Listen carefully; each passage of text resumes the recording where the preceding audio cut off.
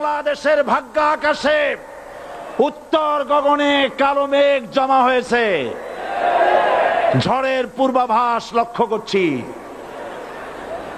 যদি মোকাবেলা করতে না পারেন সক্ষম ভাবে, এমন অন্ধকার গাঢ় কালো অমাবস্যার রাত আসতে পারে যার সুবে সাদেক হওয়া অসম্ভব।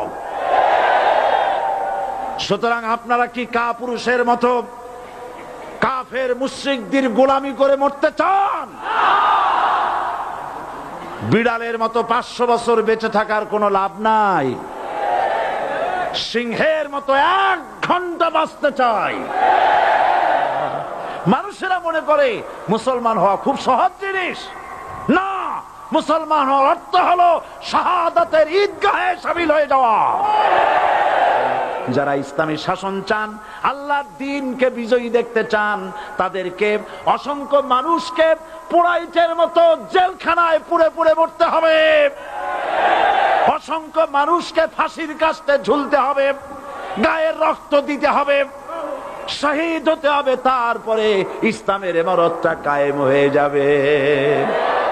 আমাকে রাজাকার বলে জনগণ থেকে বিচ্ছিন্ন করবা, জনগণ থেকে আমারে বিচ্ছিন্ন করা যাবে না।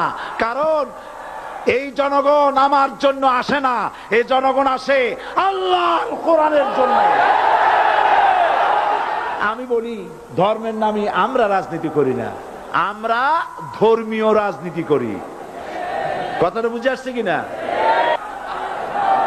ধর্মের নামে রাজনীতি নয়, আমরা ধর্মীয় রাজনীতি করি। আমরা এই কোরআনের রাজনীতি করি। এই কোরআন নিয়ে বাঁচতে চাই, এই কোরআন নিয়ে মরতে চাই। এই কোরআন থেকে আমাদেরকে বিচ্ছিন্ন করতে চায় কাফের বেঈমান মুশরিকেরা। ও আমার জাতি, কোরআন থেকে যারা